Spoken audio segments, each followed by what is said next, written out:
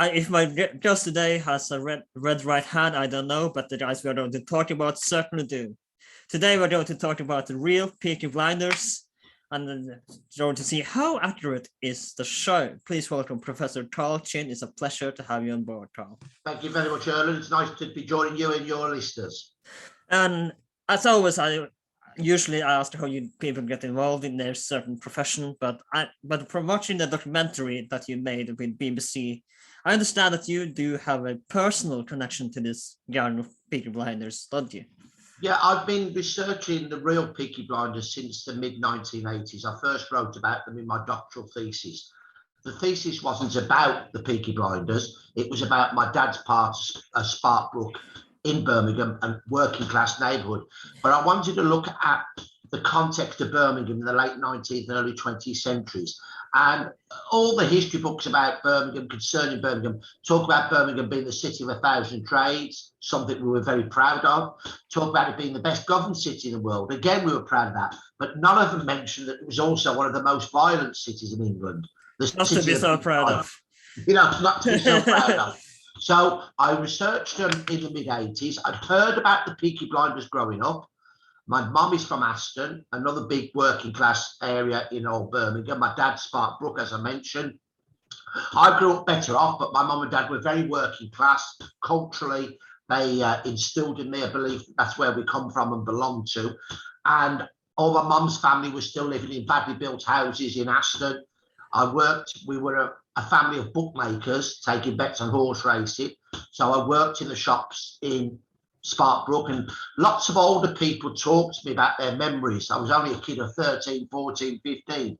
My family on my mum's side and dad's side were all storytellers. And I'd heard about the Peaky Blinders growing up, that really, like other older Brummies from my background, that they supposedly stitched disposable safety razor blades into the peak of their so that's actually accurate from the series? No, it's a myth. Okay. It's a myth. I'll tell you about that in a moment. And that they would take them off their heads and slash the forehead of their enemies, hence causing blood to go in their eyes to blind them. In the series, it says the eyes. Well, there's a problem with slashing the eyes.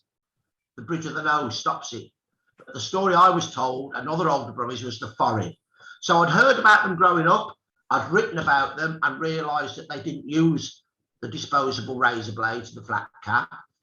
I'd also heard about a man called Edward Derrick, who was my great-grandfather, my father's maternal grandfather, who I knew growing up. I'd never met him, but through the stories that were told in the family, he was a violent man, he was abusive to my great-grandmother, and he was a petty thief.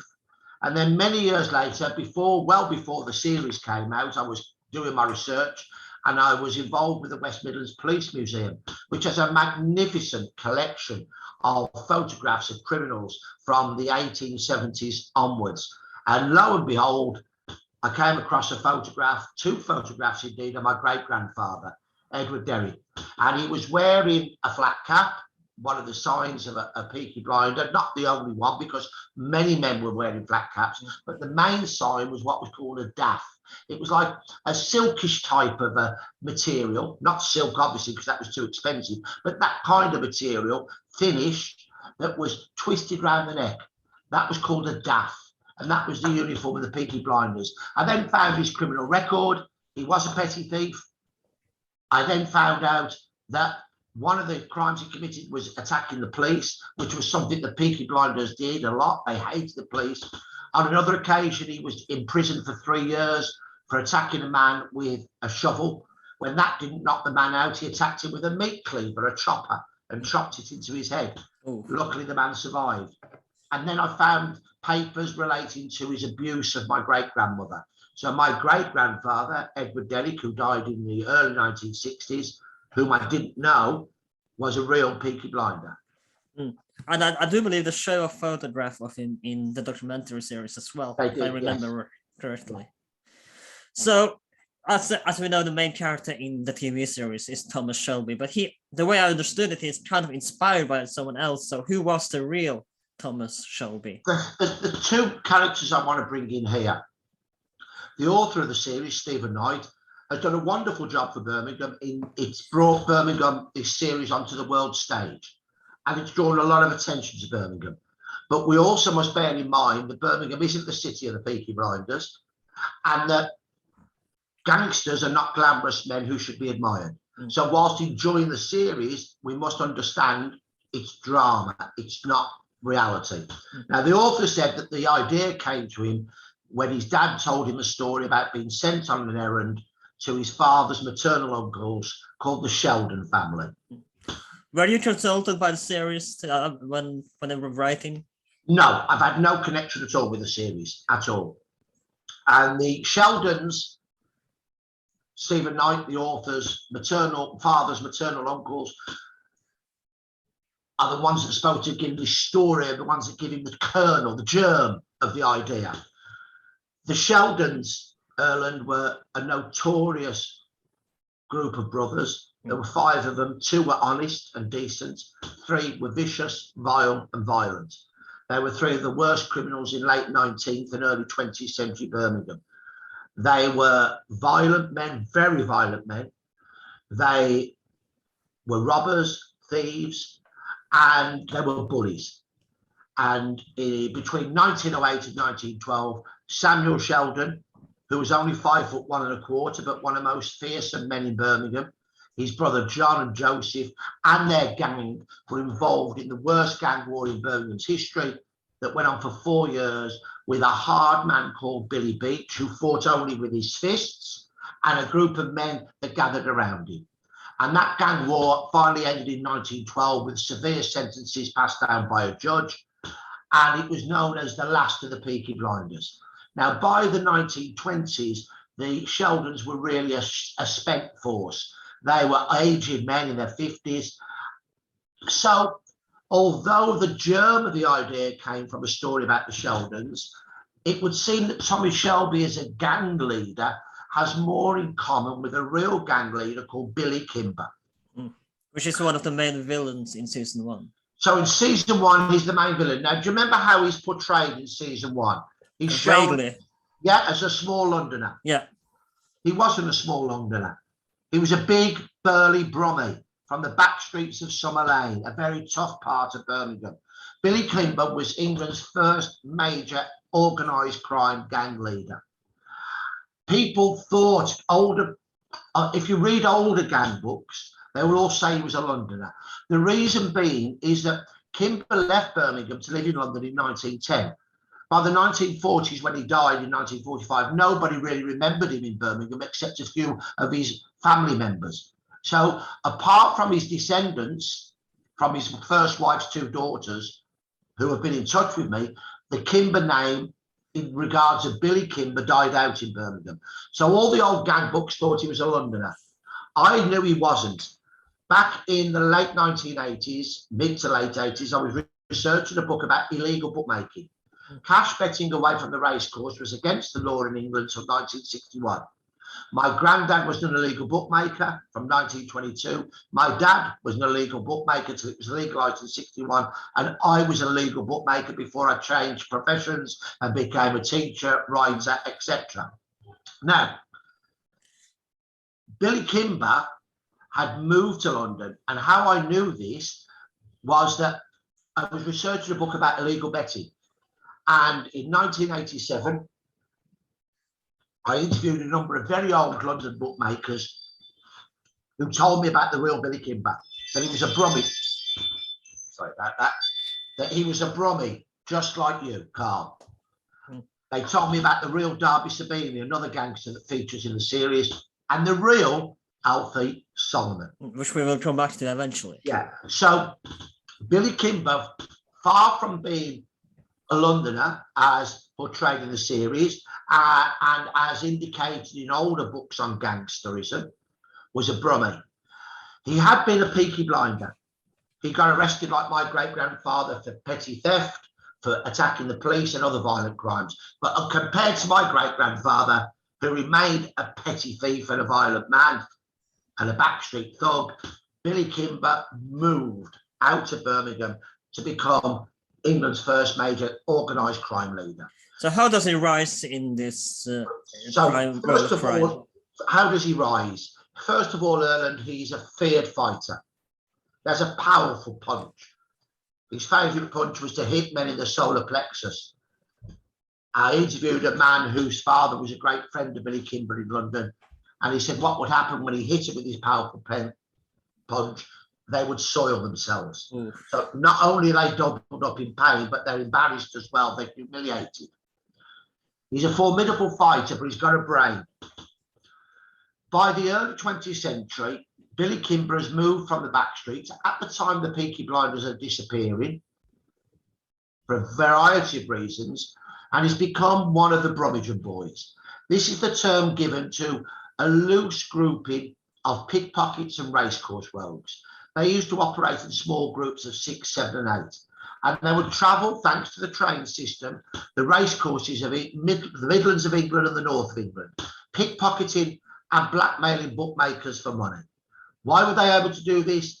Because there were very few policemen on the racecourses, and most of those that were there were intimidated or took bribes, and there were no racecourse security personnel.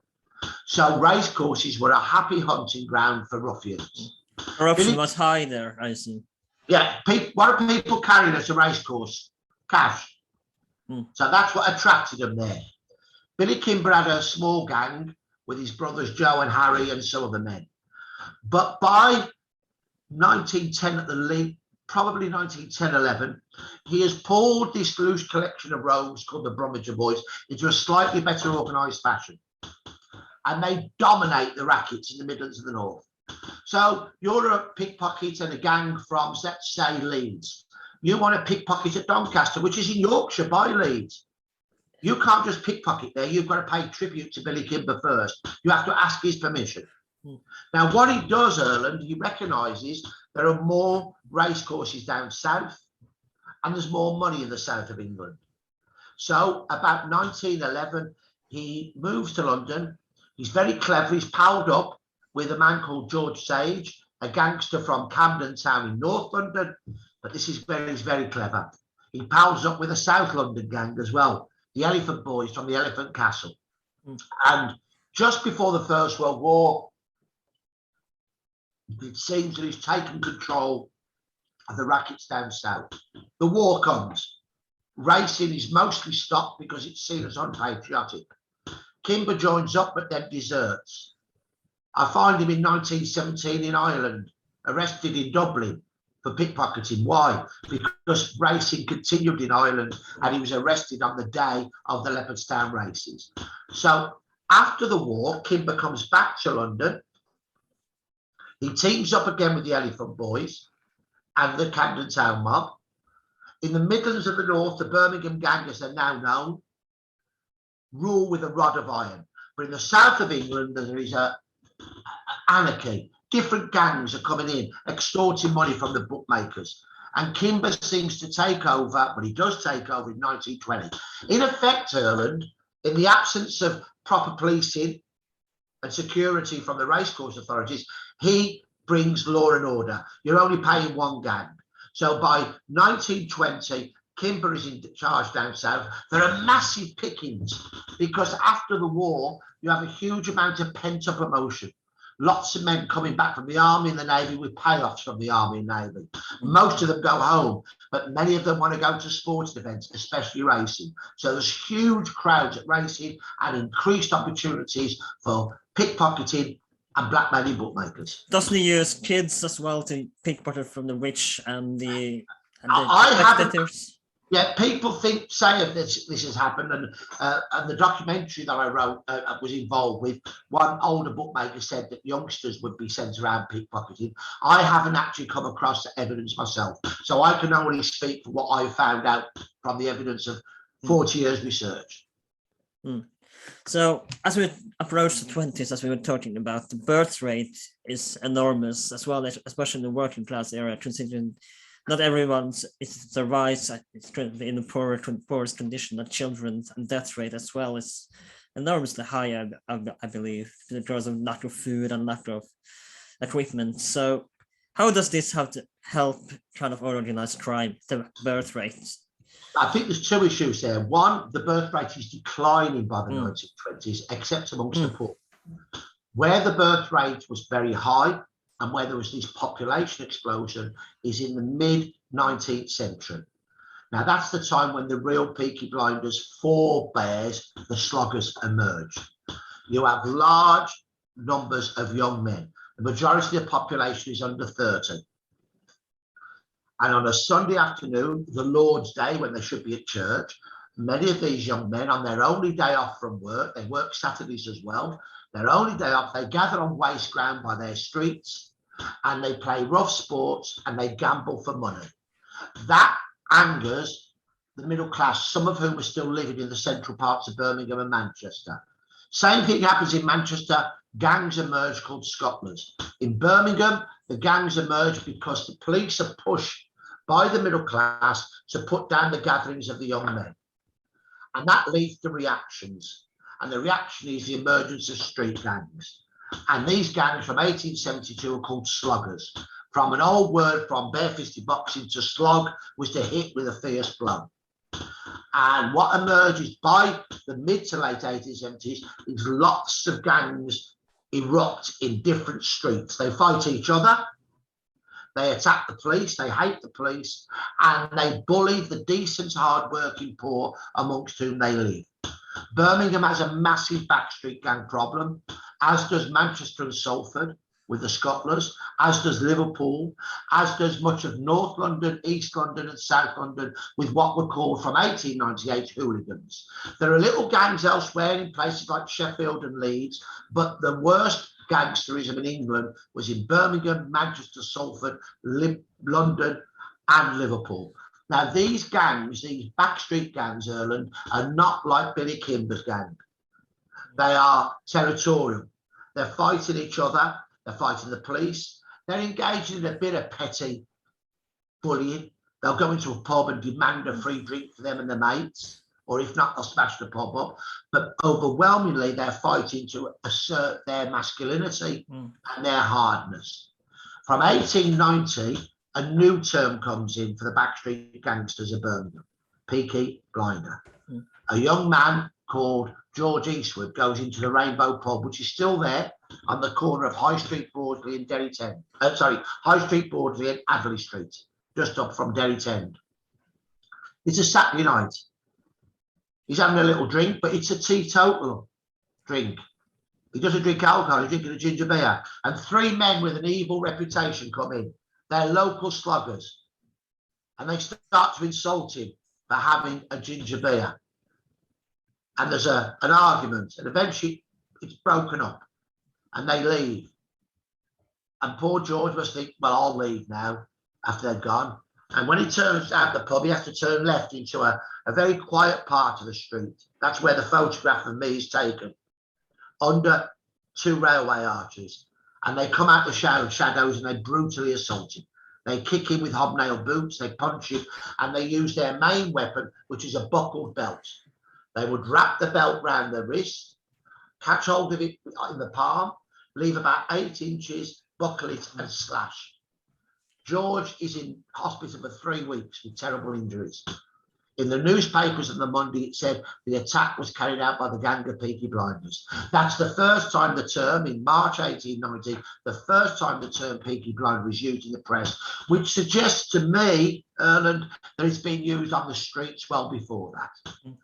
Now, we've had an episode about the Italian mafiosi a while back now with Alexander Stille. Where was this gang as organized as the Italian mafiosi, or was it just kind of all over? So very important to bear in mind, the Peaky Blinders was not one gang around one family in the 1920s, in one district. There were no Peaky Blinders in 1920s Birmingham when the series is set. They had disappeared. There were men that had been Peaky Blinders, but there were no gangs of Peaky Blinders. There were still some nasty men and little gangs, but the rampant ruffianism that had bedeviled and blighted the lives of the hard-working poor and the police had gone. The term Peaky Blinder is a generic term for the hooligans of Birmingham, backstreet thugs who belonged to a numerous gangs. There was the Barford Street Gang. There was the Milk Street Gang, the Park Street Gang, the White House Street Gang in Aston. There were gangs in Summer Lane, in Highgate, in Borsaley, in Sparkbrook. My great-grandfather's brother John was one of the foremost sloggers of the Sparkbrook slogging gang. So there were numerous gangs and not just one gang around one family in one district. Those gangs are named not after a weapon, but after a fashion. So the story goes that the flat caps were taken off in a fight, as we see in the series, and slashed across the forehead. Now, let me get my flat cap to show you something. Just bear with us right now. He's just getting out of his office for a while, so just bear with me for a little while. He'll be right back. And for those of you, please bear in mind that if you listen to this on Spotify and not watching this on YouTube, there is they won't be visualized. So try to picture it, because not everyone might be watching this on YouTube. Some might be watching this on Spotify as well. Right. So we're going to sorry, not watching but listening. Okay. They're violent men. They're very violent men. Now, if you have a flat cap, it's soft. If I'm going to use it as a weapon, I've got to fold it, haven't I? By the time I folded it, the person I'm fighting would have beaten me up. Yeah. If I try to grab hold of it with razor blades, I cut my own fingers and hand. But the other thing is, Erlend, disposable safety razor blades were not patented by King Gillette in America until the early 20th century. They were not sold in great numbers in England until just before the First World War, by which time the real Peaky Blinders had disappeared, and they were too expensive for poorer men to buy. So it's a myth. Secondly, the original Peaky Blinders did not wear flat caps. They wore a hat, they wore a hat called a billycock, a kind of bowler hat. They had very short hair, but a lot of them had a quiff, bit of hair at the front, which they plastered over their forehead. And so they pulled the billycock over one eye to show off the quiff. Hence, it blinded the eye. When the flat cap came in, they did the same. What's the peak doing to that? Blinding the eye. I've got photos that I can send you of the quiff and of the billycock, wearing the billycock. So the Peaky Blinders was a fashion. It was a kind of hat. They wore the daff, remember the kind of scarf that I mentioned earlier on, hobnail boots and bell-bottom trousers, very tight to the knee and then wide trousers. And they were hooligans. They were violent men who enjoyed fighting. They disappeared in the early 20th century. Why? A variety of factors. First of all, stronger policing. Now, in the series, if you remember, there's a policeman that is sent over from Northern Ireland to put down the gang. Yeah. Remember him? Joe Campbell. Yes, Major Campbell. He's loosely based on Charles Horton Rafter. Campbell's a strict Protestant, and Rafter was a Protestant from Northern Ireland, Birmingham's chief constable from 1899. But unlike Campbell, Rafter was not sectarian. His deputy was Michael McManus, an Irish Catholic from Mayo in the west of Ireland. Birmingham's police was badly undermanned. Rafter went on a swift campaign of recruitment of very fit young men. They had to be 5'10". And as I understood it in the series, most of them were Irish as well. Some of them were Irish. About 7 to 10% of the police force was Irish. The rest were English and a few Welsh. So the population of Birmingham's Irish in 1900 was about 1% born in Ireland. 7 to 10% were Irish in the police force. That means there were 7 times to 10 times as many policemen who were Irish. Now, in the series, there is quite a lot of corruption with the police from the Peaky Blinders. Now, keep in mind that they were just one gang, so probably easier to corrupt into with a gang. But was there corruption in the police force as well? No, not at this stage, because the real Peaky Blinders were not organised crime gangs. They were fighting gangs.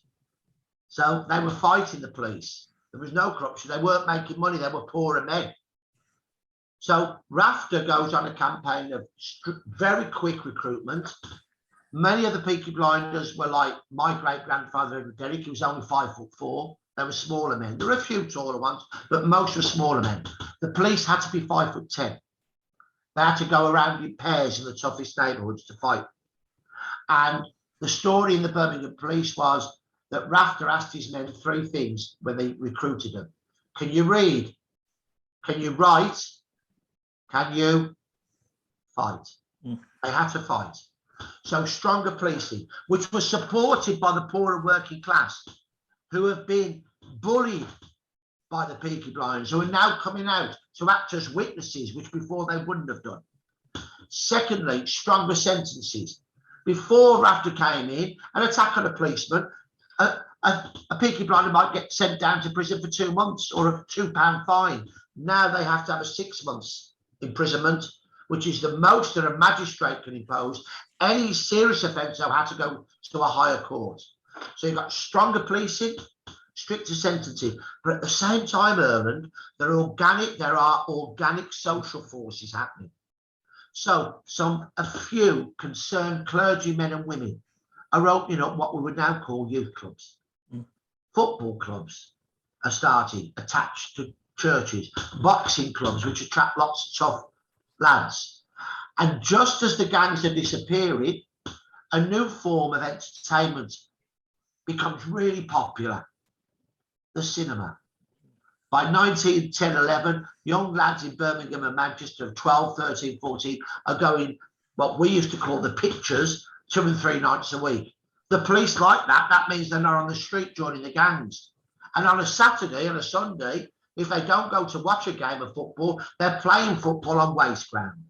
So social forces, legal forces, policing forces all come together. And by 1910, the Birmingham newspapers are writing about the Peaky Blinders in the past tense. Now, what happens to those men? They disappear, I assume? They disappear as a force, but let's take a man called Henry Lightfoot. In 1895, he's the only man I've come across who's actually called a Peaky Blinder in court. He's violent and he's a thief. But from 1907, the local police say he's trying to turn his life around. And in 1914, just after the war was declared... Are they actually trying to rehabilitate him? He's rehabilitated himself. And the police are supporting him where they can. It's not rare in the 20s that police are actually trying to help rehabilitate. Yeah, Rafter is very influential in bringing in courts for children and trying to bring in police officers that look after children from difficult homes or are breaking the law. He really is a man who's very much ahead of his time. So in 1914, Henry Lightfoot, the only man to ever be called a Peaky Blinder in court, as far as I could find, joins up in the army to fight Germany straight after the war was declared. He's 41, Erlend, and married. He doesn't need to join up.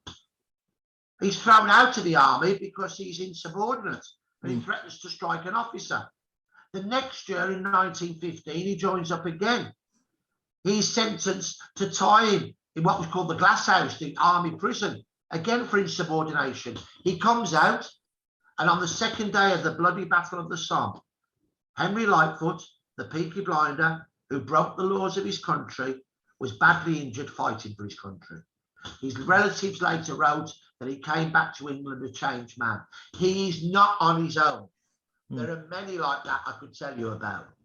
However, a few of the former Peaky Blinders, like Billy Kimber and his associates, desert from the army, and then they regroup in 1920 with the Birmingham Gang, take over the rackets in the Midlands and North, become England's first major organised gang, albeit semi-organised, and then in 1921 go to war over the rackets in southern England with the Sabine Gang.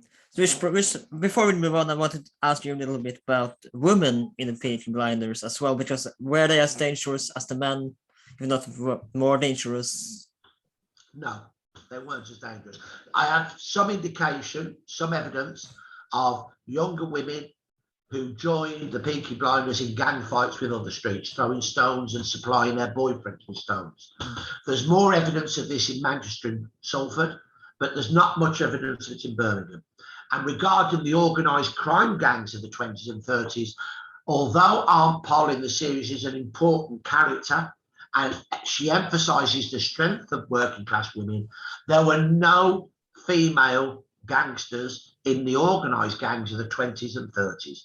The men, the leaders, Billy Kimber, Darby Sabine, Kimber with his second wife, Sabine with his only wife, wanted to buy a middle-class lifestyle for their wives and children. Right.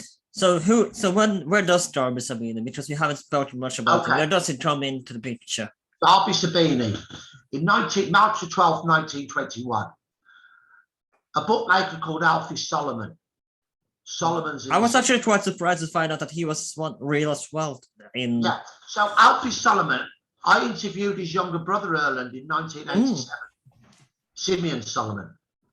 He was not an Orthodox Jew, as portrayed in the series, dressed like an Orthodox Jew with a Yiddish background. Alfie Solomon was a North London Jew, not from the East End, the Jewish quarter of Whitechapel and Spitalfields. His father was quite well off in Covent Garden. The family were Anglo-Jewish. They'd been established for at least 2 to 3 generations.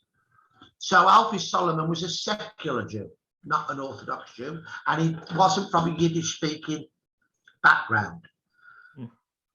A Jewish bookmaker, as Alfie Solomon's brother told me, would not take bets if they seemed to be Jewish.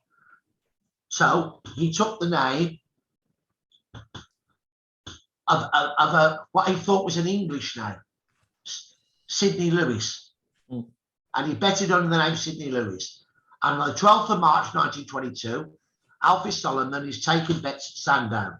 Now, he'd had an honourable war. He'd fought in the services for 4 years. He hadn't deserted. He had been few little petty crimes for betting, illegal betting, but he wasn't a gangster. Although the older gang books say he was, there is absolutely no evidence he was a gangster until March 1922. He's standing on a stool. So what made him turn to crime?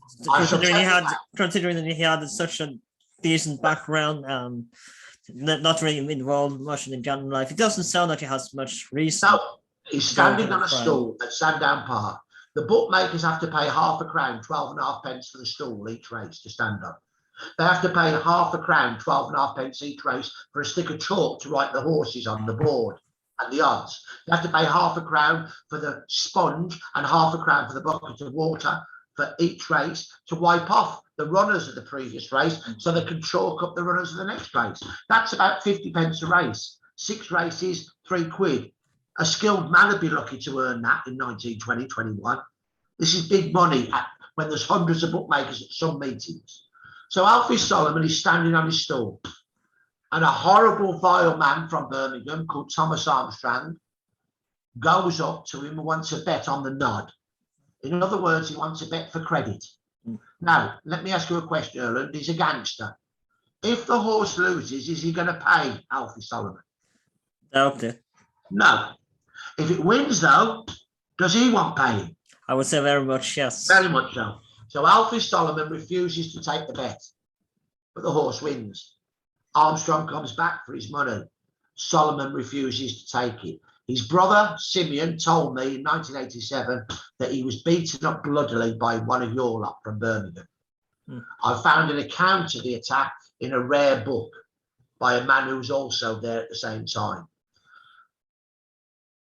Thomas Armstrong took off his binoculars, very heavy, smashed them into the face of Armstrong, breaking his nose and his teeth. He fell backwards off the stool and Armstrong stamped on his head. Armstrong then went on the rampage and he so badly beat up an innocent Jewish bookmaker called Philip Jacobs that he later died of his injuries. Armstrong got away with it. People were too scared to come to court and say that he'd done it.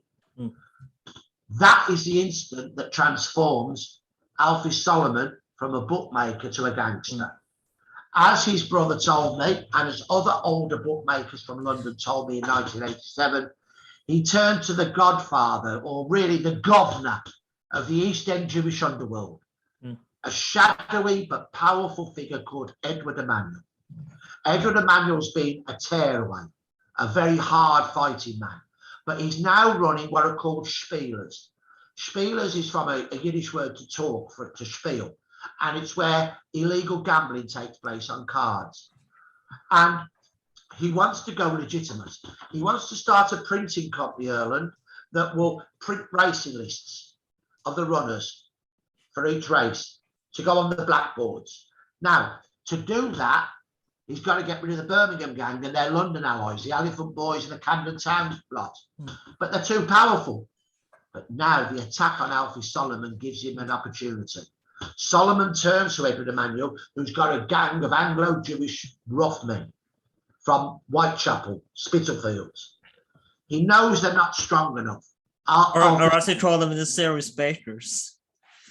Yes, but they weren't.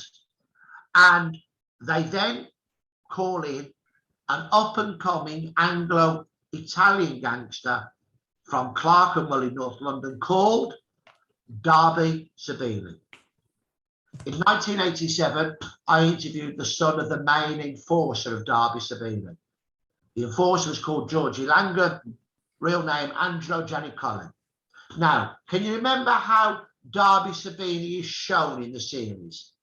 I think he has a grey suit right here. That's just I vaguely remember him. Yeah. Remember, he's really dressed elegantly. Yeah. He talks English with an Italian accent. But that's not the case at all, because he dresses as a commoner, doesn't he? Because I remember from the documentary. Yeah, he dresses with an open-collared shirt with a flat cap. Isn't that because he thinks it's harder for the police to find him and arrest him because he's... That's a story that's been put out by people elsewhere. He was an ordinary, he saw himself as an ordinary working bloke. He had no pretensions, he was not vain. He had a little car and that was about as much as his vanity took too. Gaspare Sabine's real name is Ottavio. And he's portrayed in the series with it speaking English as if he's an Italian. He wasn't. He was Anglo-Italian. His mother was an English woman called Handley.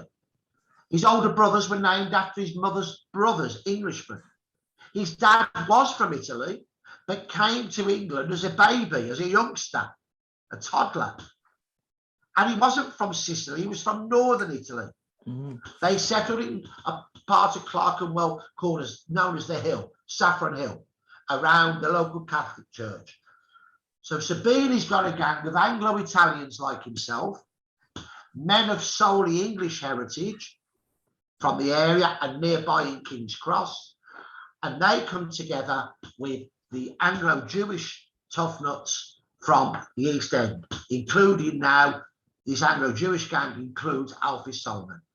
And they pull together a powerful force to take on the Birmingham Gang, the Elephant Boys, and George Sage and his men from Camden Town. And in the spring or summer of 1921, England's first gang war between organised criminal gangs from different cities erupted on the racecourses of southern and southwestern England. How much is police involved in this kind of war? Is this like a field day for them, being able to have so many arrests? At first, the police are struggling because there's never been anything like this before. This is a new phenomenon. But eventually, the Birmingham Gang overstretches itself. The police are now sending in lots of men to big meetings like Epsom. After one Epsom meeting, the Birmingham Gang attack a lot of Jewish bookmakers from Leeds because they're changing allegiance from Kimber to Sabine. 17 of the Birmingham Gang get sent down for long terms of imprisonment. They're some of the worst fighters and most fierce fighters. And then Edward Emanuel, the clever man in the background, outwits Billy Kimber. He starts an organisation called the Bookmakers Protection Association.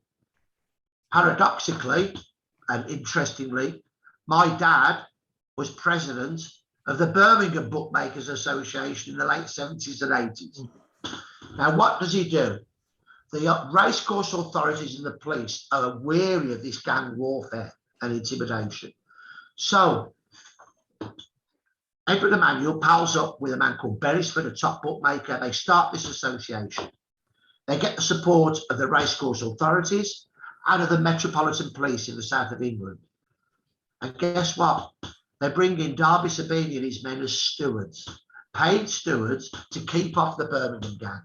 The Birmingham Gang's got no chance now because the stewards have got the support of the police.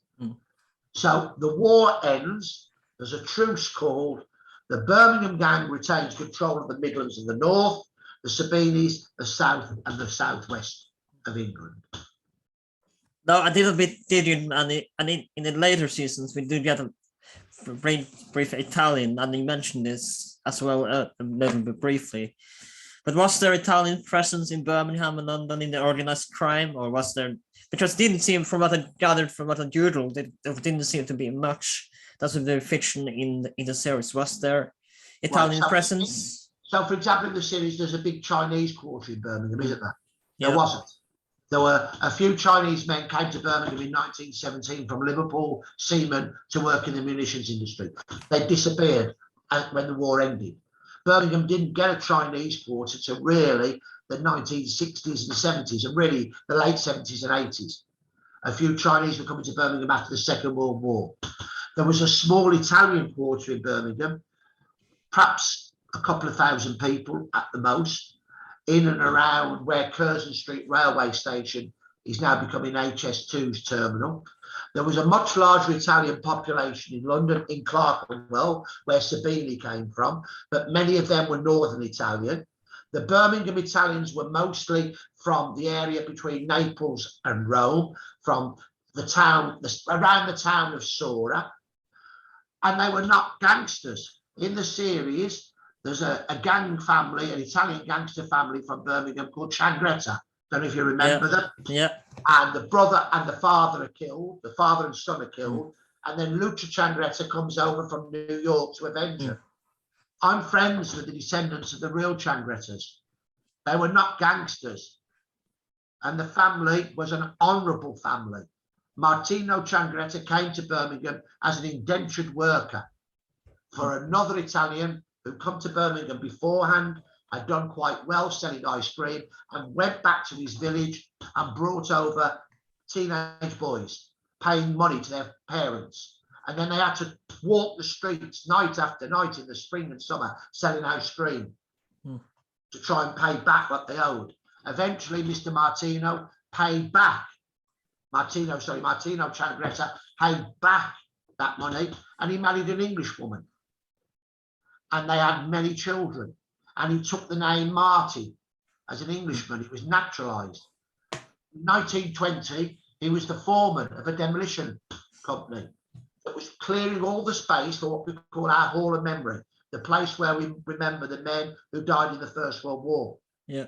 And there were racist letters in the local newspapers attacking an Italian at his work. He soon shot them up, Mr. Martin did, Mr. Changretta, because he wrote in the following week to say that he was naturalised British, that he'd fought in the Second South African War, that his son-in-laws were all English and married to his daughters who were born in Britain, and that when the Hall of Memories were opened, it would have a book of remembrance. And in that book of remembrance would be the name of his oldest son who died fighting for Britain in the First World War. And in the Second World War, Erlend, the last remaining son of Mr. and Mrs. Changretta was killed after he'd landed in Italy fighting for the Allies. So you can understand the family are keen for me to get across the reality of the Changrettas. They were not gangsters. They were an honourable, hard-working, decent and loyal family. I'm glad you brought it up. And something that I want to ask as well, I wanted to ask this earlier, but in the series, it kind of seemed like a lot of veterans, especially in the Birmingham area, kind of turned to crime. How common was it that a lot of veterans from the World War I would turn to crime? I think it was the opposite, Erlend, that actually a lot of the Peaky Blinders who joined up to fight in the war came back changed men, the ones that survived.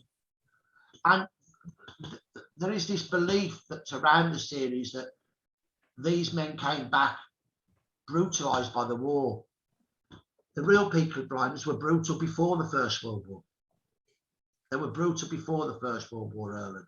Because in the series, it seemed like they're kind of angry that they've been left alone and that the country didn't care about them after the fight was fighting for their freedom, you know? Yeah, there's no doubt where the series has been really important. It's been drawing attention to post-traumatic stress disorder for veterans, to the fact that working class men who fought for their country were promised a land fit for heroes and homes fit for heroes, and it never happened. But Birmingham was not a city on the edge of revolution in 1919, and far from being a violent city, it had been transformed into one of the less violent cities of England. It had been, if not the most violent, one of the most violent in the 1890s and early 20th century. Now, there's still horrible, nasty men. Yeah. But there is not that widespread backstreet thuggery that there was before the First World War era. And it's really important to get that point over. Yeah. So now back to Alfie and Darby Sabine, because there is a situation between them, a shooting incident that get Sabine to the hospital, and eventually there's a court session, isn't there? Well, Sabine actually shoots Billy Kimber. So after the outbreak of the war in March, both gangs realise that they're pretty evenly matched, and Darby Sabine, real name Octavio, invites Kimber and the McDonalds to a meeting at his house in King's Cross. It seems that there's plenty of drink and that it's all going well, and as Kimber and the McDonalds are leaving, Alfie Solomon turns up. Now, the Birmingham Gang and their London allies were anti-Semitic. They were racist, they were vile. They extorted extra money from the Jewish bookmakers. And Kimber goes for Alfie Solomon, swearing at him and using vile racist terminology. They struggle and a shot is fired, and Kimber is found out on the streets with a shot in his back. He'd been shot in his back. He refuses to press charges. Alfie Solomon hands himself in, said it was Kimber's gun, etc., etc. But in court, they have to dismiss the prosecution because Kimber will not give any evidence. And he says that any man that uses a gun is a coward, because I'd rather shoot myself in the head than use anything but these, which was a bit of a lie, because I found evidence of Kimber using weapons before the First World War. But Kimber is shot. He later gets revenge when he's recovered from his wound.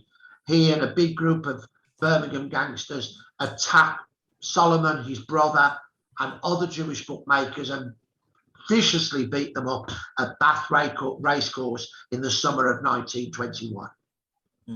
So when did they start to decline of crime in Birmingham? How well did the police do the job of cleaning up? They did a brilliant job, but it's also not just about the police, it's about the working class having confidence in the police to give evidence against thugs, and also these organic social changes. And I'll give you an example, a couple of examples. My great uncle George Wood, my mum's uncle, was a very, very hard man. He was born in 1915. He grew up in a street called Whitehouse Street. Now, in the 1880s and 90s, Whitehouse Street had an infamous gang in Aston called the Simpson Brothers. They were nasty, brutal, horrible men. And they would attack the police at any opportunity. My uncle later became a member of the 2nd Battalion, the SAS, in the Second World War. So you can imagine how tough he was. He was dropped behind enemy lines with other SAS men before D-Day to blow up railways and petroleum stores, etc. He told me that in the 1920s, when he was a youngster, if there was a fight, when the kid went down, the fight was over. And that if the police come, they would all stop. Yeah. 25 years before Erlend, the kid on the floor would have been beaten kicked with boots, hit with belt buckles, and the policeman would have been attacked. So there's a massive shift. And I think boxing has a large part to play with that, learning to self-discipline and self-respect, as does the police were more respected in the 20s and 30s overall. Thank you so much for coming on. I think we covered basic of the Real Peaky Blinders. You're always welcome back to the series. And of course, as always, when we do talk about these real events of based on series, how much from 1 to 10 whiskey glasses would you rate the series? I won't rate the series at all. I'm a historian. It's a great series for those that look it. Can I just finish with one last thing? Yeah. Gangsterism is not glamorous. Gangsters are not glamorous. We need to recognise gangsters what they are, bullies who are prey upon others. Enjoy the series, but realise the reality is very different. Do you feel like the series kind of glorified a little bit too much? I wouldn't like to say that, because it would be wrong of me as a historian to talk about this series in particular. What I will say, Erlend, is that I think gangster series in general and gangster films in general glamorise brutal men. And mafia dons are not men who are respectful, who are kindly, and who are generous. They make money from misery. Yeah. I was talking to my brother, and there's quite a lot of drinking in the series. I was talking to my brother, and then I was suggesting we could try to drink as much as they're doing the series on a day-to-day basis, and he didn't think it was a good idea. No, I don't think Of course, I'm having a few glasses for the occasion for this episode, but that's I don't think I'm gonna try as much to drink as much as they do in the series on a regular basis. Wouldn't recommend it. No, I should. So before you go, do you have anything you wish to promote? Anything you want to share on the social media where people might find you if they're interested? Yeah, if I can tell, people want to find out more about the reality. I've written 3 books. The first one is called Peaky Blinders, The Real Story, which looks at the real Peaky Blinders and their 4 runners, the sloggers. Then the second book is called Peaky Blinders, A Legacy, which really looks at the gang war of 1921, the background to it and the follow-up. And my latest book is called Peaky Blinders, The Aftermath. The Birmingham Gang, Erlend, disappears by the Second World War. England's first major organised crime gang. I would look at why that happens. By contrast, the Sabine gang, although pushed off the racecourses in the mid-20s by strong police action and the racecourse authorities, regroups in London, particularly extorted protection money from nightclub owners and illegal gambling club owners in Soho, and becomes the prototype for later gangs in London. So that's what The Aftermath is about, the latest book. Does the series kind of ruin it for you when you watch it as a historian? You can't watch history. My wife will tell you it's impossible for a social historian to watch a history series about the period they're working at. After the first 5 minutes of episode 1, series 1, my wife stormed out of the room saying, "Are you going to stop moaning?" All I can think is, that never happened. No, that's not right. So it's very difficult, because you might be enjoying the drama, but the other part of you saying is, no, this is not the reality. Yeah. Thank you so much. And I want to ask as well, where can people buy the book and find them if they want to read them? Thank you. You can get them off Amazon. They're all available on Amazon. Thank you very much for listening. I hope you enjoyed this episode. If you liked it, please check out some of our other episodes, and we're definitely going to find something you might be interested in. Please like, share, and subscribe. This has been Well That Aged Well. My name is Alan, and I'll see you next time. Thank you very much for listening.